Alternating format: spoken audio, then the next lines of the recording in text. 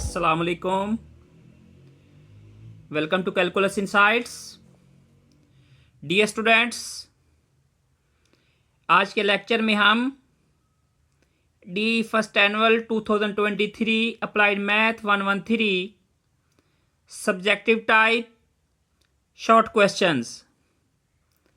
Dear students, last lecture में हमने इसके 1 to 10 शॉर्ट क्वेश्चंस कंप्लीट किए थे।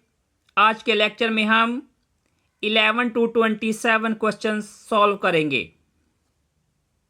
क्वेश्चन नंबर 11 की स्टेटमेंट है, find the sixth term in the expansion of x plus 3 y की रेज पावर 10।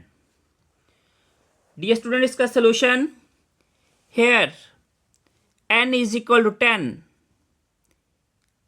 और x जो है ये हमारी a टर्म है और 3y जो है हम इसको कंसीडर कर लेते हैं ये b के इक्वल है। ओके, हमने क्योंकि सिक्स टर्म फाइंड करनी है तो हम r लेंगे 5 के equal by using the general term formula. ये स्टूडेंट्स हम पढ़ चुके हैं ये general term formula, tr plus 1 is equal to n combination r a की raise power n minus r into b की रेज पावर r। अब हम इनकी वैल्यूज़ को पुट कर लेते हैं। n की जगह हम 10 पुट करेंगे, r की जगह हम 5 पुट करेंगे। ओके, a इक्वल हमने सपोज किया क्योंकि ये a जो फर्स्ट टर्म है इसको, क्योंकि हमारे पास फर्स्ट टर्म x है तो x की रेज पावर क्या आ जाएगी n माइनस r, तो ये n इज 10 माइनस r तो r इज 5।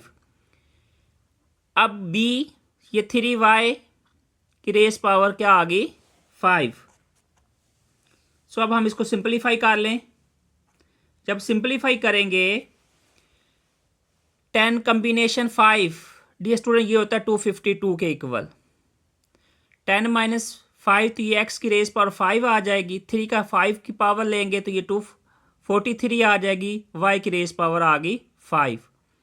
अब इनके कोफिशिएंट्स को मल्टीप्लाई कर लेते हैं, 252 इंटू 243 तो ये हमारे पास आ गया 61236 x की रेज पावर 5 इंटू वाई की रेज पावर 5।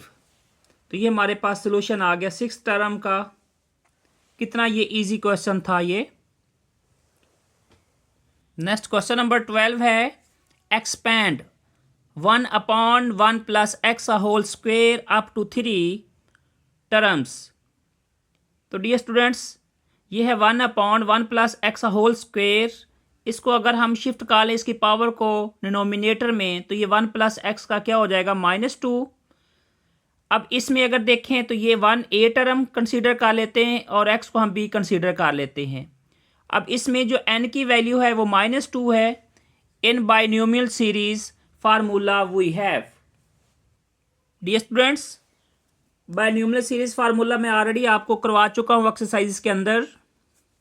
ये होता है a प्लस बी की raise power n is equal to a की रेज पावर n, यानी जो फर्स्ट है टर्म होगी उसकी raise power n plus n into a की raise power n minus 1 into b upon 1 factorial plus n into n minus 1 a की raise power n minus 2b का square upon 2 factorial up to n into n minus 1 up to so on n minus r plus 1 into a की raise power n minus r, b की raise power r plus up to so on b की raise power n upon r factorial.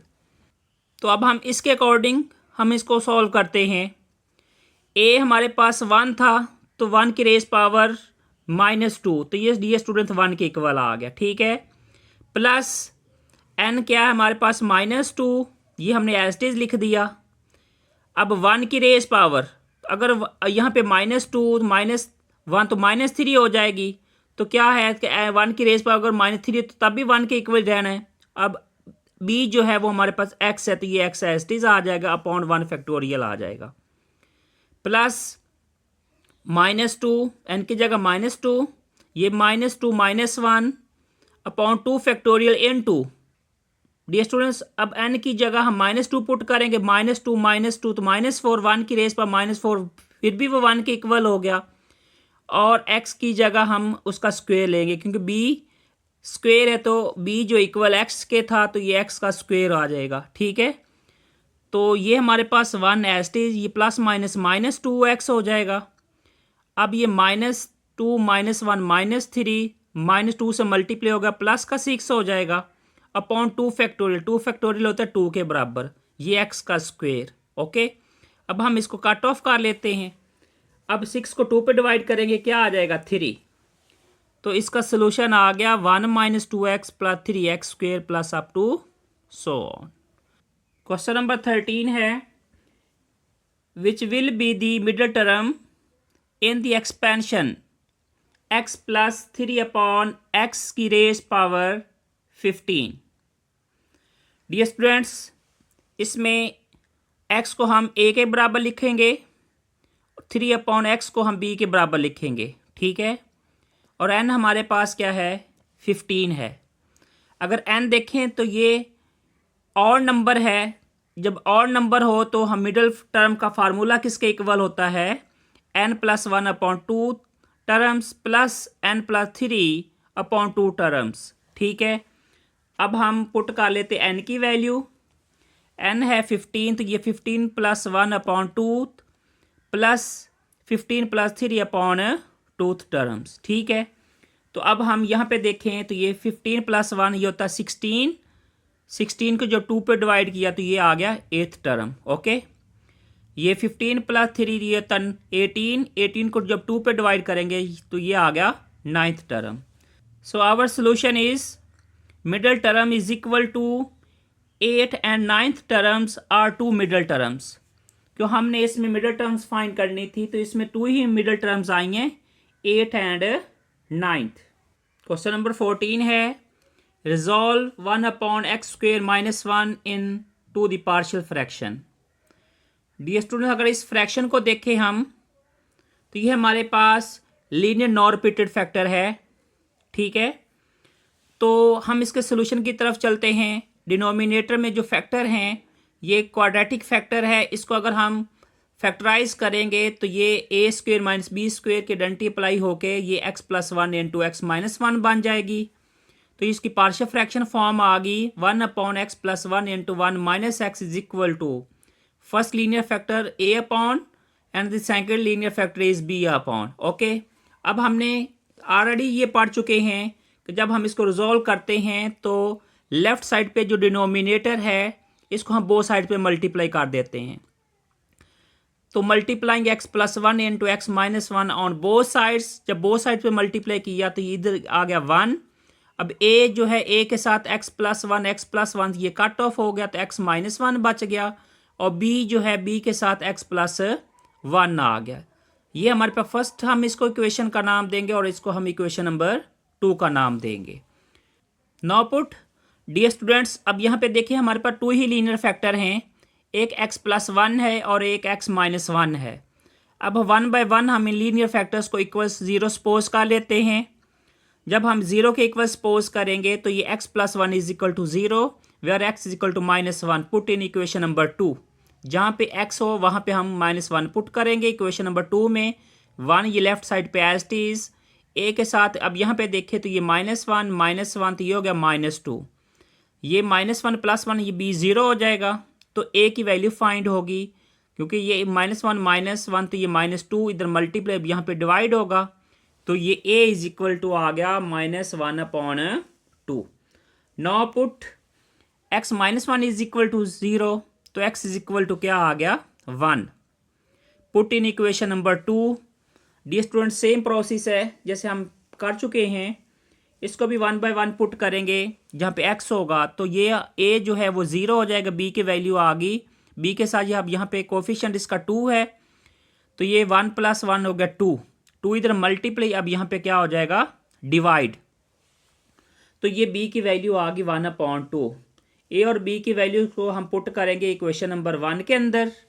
1 equation हमारे पास 1/x² - 1 so is equal to, हम इसको जब factorise किया था तो ये 1/x + 1 × x - 1, so the value of a is -1/2 x + 1 + 1/2 the value of b × x - 1। तो यही सोल्यूशन आ गया क्वेश्चन नंबर 14 का। अब हम चलते हैं क्वेश्चन नंबर 15 की तरफ। Right and identity equation of 2x plus 5 upon X square plus 5x plus 6। Dear students, हमने इसको पार्शियल फ्रैक्शन की फॉर्म में लिखना है। तो ये हमारे पास डिनोमिनेटर में क्वाड्रेटिक फैक्टर है, हम इसको फैक्टराइज कर लेते हैं। तो ये 5x है, इस 5x के जब फैक्टर बना लेंगे तो ये 3x प्लस 2x, तो ये हो गया 5x। जब फर्स्ट और वैल्यू को और लास्ट को जब मल्टीप्लाई करेंगे तो ये 6x स्क्वेयर आना चाहिए। तो 3x को जब 2x से मल्टीप्लाई करेंगे तो ये 6x स्क्वेयर आ गया। इसमें हमने कॉमन लिया, कॉमन लेने के बाद हमारे पास ये 2 लीनियर फैक्टर्स आ गए। ये आ गए हमारे पास 2x plus 5 upon x plus 3 into x plus 2। First linear factor a upon and the second factor is b upon. Question number 16, convert into degree measures pi upon 2 radian. Dear students, हमें radian में angle given है, हमने इसको degree में हमने convert करना है। तो पाई अपॉन 2 इसको हम मल्टीप्लाई कर देंगे 180 अपॉन पाई से, ये पाई पाई से कट ऑफ हो गया। 2 1s द 2, जब हम इसको डिवाइड करेंगे 180 को 2 पे तो ये आ गया 90। ठीक है, तो इसका सोल्यूशन आ गया 90 डिग्री। क्वेश्चन नंबर 17 है, convert 120 degree into radians measure. अब हमें डिग्री में दिया गया, हमने इसको रेडियन में लिखना है। 120 डिग्री को जब हम मल्टीप्लाई करेंगे, अब यहाँ पे इसका रेसिप्रोकल है, रेडियन 2 डिग्री में लेके जाना है तो 180 अपॉन पाई से मल्टीप्लाई करेंगे। जब डिग्री 2 रेडियन में लेके जाना है तो पाई अपॉन 180 से मल्टीप्लाई कर देंगे। ठीक है, तो अब ये 0 0 से कट ऑफ कर देंगे। 6 2s द 12 होता है और 6 3s द 18 आ गया। ये 2 पाई अपॉन 3, हम इसको अगर डेसिमल की फॉर्म में लिखना है तो पाई की वैल्यू पुट करके 2 से मल्टीप्लाई करके 3 पे डिवाइड करेंगे तो इसका डेसिमल फॉर्म में आंसर आ गया 2.09 रेडियन। क्वेश्चन नंबर 18 है, find the radius of circle where L is equal to 8.4 centimetre and the theta is 2.8 radian. Dear students, अब हमने क्या फाइंड करना है, रेडियस ऑफ सर्कल फाइंड करना है। तो as we know that L is equal to r theta.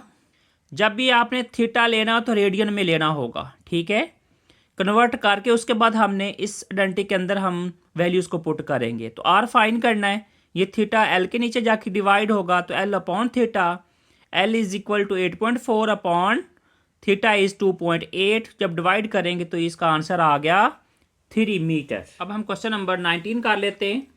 Prove that tan square 30 degree plus tan square 45 degree plus tan square 60 degree is equal to 13 upon 3। Dear students, हम इसकी left hand side लेते हैं। Left hand side में tan जो 30 है ये होता है 1 अपॉन स्क्वेयर रूट 3 के। अब होल स्क्वेयर है, एंगल का स्क्वेयर है तो हम स्क्वेयर ले लेंगे। ठीक है, और tan 45 1 के बराबर होता है, हम स्क्वेयर ले लेते हैं।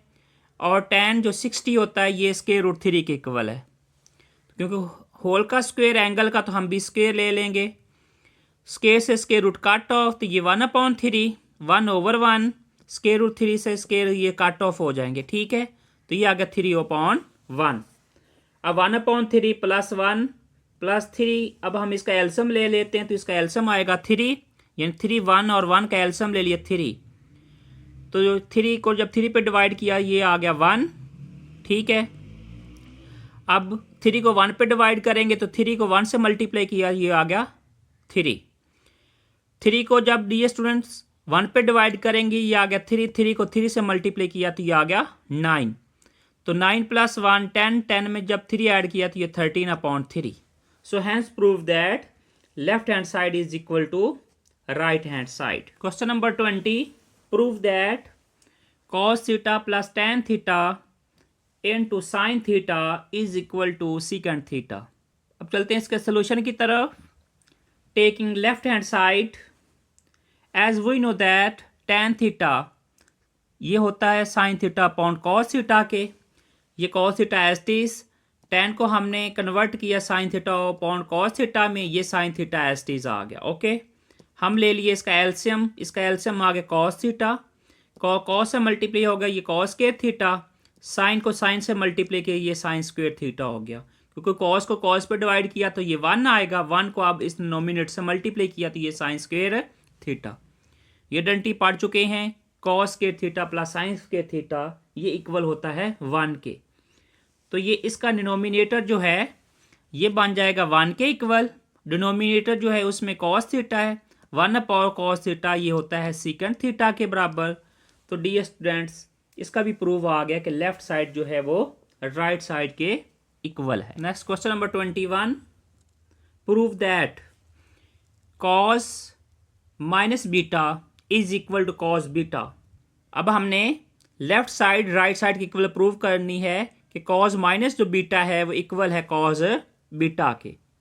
तो taking left hand side cos minus beta, dear student अगर हम यहाँ पे ये सपोज कर लें कि कॉस 0 डिग्री माइनस बीटा, तो ये डियर स्टूडेंट हमारे पास डंटी ट्रिग्नोमेट्रिक डंटी हो गई कि कॉस अल्फ़ा माइनस बीटा।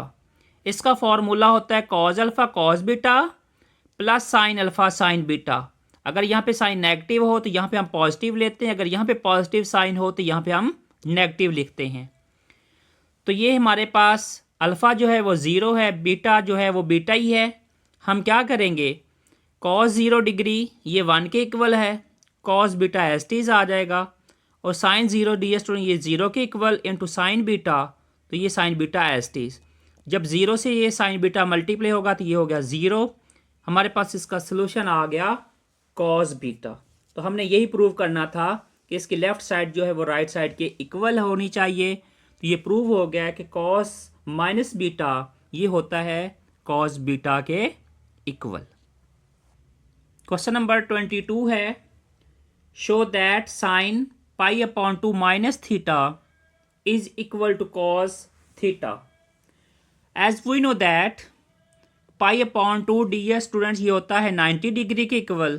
तो ये डंटी बन गई ट्रिग्नोमेट्री की sine 90 degree minus theta, sine alpha cos beta minus cos alpha sine beta. अब यहाँ पे sine 90 cos theta minus cos 90 sine theta. Okay, sine 90 ये होता है 1 के equal into cos theta minus cos 90 ये होता है 0 के इक्वल, ये मल्टीप्लाई होगा साइन थीटा तो ये हो गया 0, तो ये कॉस थीटा माइनस 0 ये इक्वल आ गया कॉस थीटा के। तो हमने यही प्रूव करना था। So left hand side is equal to right hand side.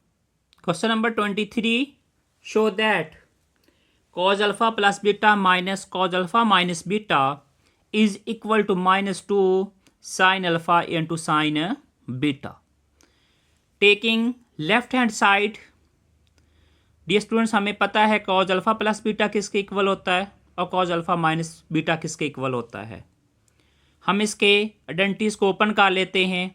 तो ये आइडेंटिटी है, जब हम ओपन करेंगे ये cos alpha cos beta minus sine alpha sine beta, ये साइन एज इट इज आ जाएगा।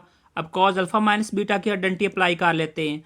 अब ये बात ध्यान में रखनी, जब पॉजिटिव होगा साइन नेगेटिव होगा, जब नेगेटिव होगा तो साइन पॉजिटिव होगा। ठीक है, अब बाय नेगेटिव साइन है होल में, अब हम यहाँ पे इसकी ब्रैकेट को तोड़ लेते हैं। तो ये हमारे पास cos alpha cos beta minus sine alpha sine beta minus, अब ये पॉजिटिव अब ये नेगेटिव हो जाएगा, ये कॉस अल्फा कॉस बीटा ये प्लस है तो ये माइनस नेगेटिव की वजह से minus sine alpha sine beta. अब डियर स्टूडेंट्स ये और ये वैल्यूज़ आपस में क्या हो जाएंगी, कट ऑफ। तो अब इनको हम बोथ वैल्यू को हम ऐड कर लेते हैं कि minus sine alpha sine beta minus sine alpha sine beta value negative हैं लेकिन ये ऐड होंगी तो ये क्या आ जाएंगे -2 साइन अल्फा साइन बीटा। तो hence prove that left hand side is equal to right hand side. Question number 24 है, define the law of sines. हमने लॉ ऑफ साइंस लिखने हैं। ये हमें पता है कि a over sine alpha is equal to b over sine beta is equal to C over sine gamma. Question number 25. In right triangle ABC, gamma is equal to 90 degree, A is equal to 5, C is equal to 13. Then find the value of angle alpha. Dear student, हमें gamma given है, a side given है और सी side given है. हमने angle alpha find करना है. अगर dear students diagram को हम देखें तो ये ए बी एंड सी पे जो एंगल बनता है वो गैमा है, ए पे एंगल अल्फा और बी पे एंगल बीटा. अब हमें क्वेश्चन के अंदर ए साइड भी गिवन है और सी साइड भी गिवन है, यानी ये इसका परपेंडिकुलर है और ये इसका हाइपोटेनस है. एज वी नो दैट, हम क्योंकि एंगल हमने अल्फा फाइंड करना है इसलिए हम लिखेंगे साइन अल्फा. ये होता है परपेंडिकुलर ओवर हाइपोटेनस, सो ए अपॉन क्या आ जाएगा, सी. तो ए की वैल्यू 5 है और सी की वैल्यू 13 है, तो sine alpha is equal to 5 over 13. क्योंकि हमने एंगल फाइंड करना है इसलिए ये साइन इधर आके साइन इनवर्स हो जाएगा. So alpha is equal to sine inverse 5/13. जब हम इसको कैलकुलेटर से सॉल्व करेंगे तो शिफ्ट और साइन को प्रेस करेंगे 5/13, तो इसका सोल्यूशन आ गया. ये alpha is equal to 22 degree and 37 minutes. Second last question number 26 है. A sting of a flying kite is 200 meter long and its angle of elevation is 60 degree. Find the height of the kite above the ground.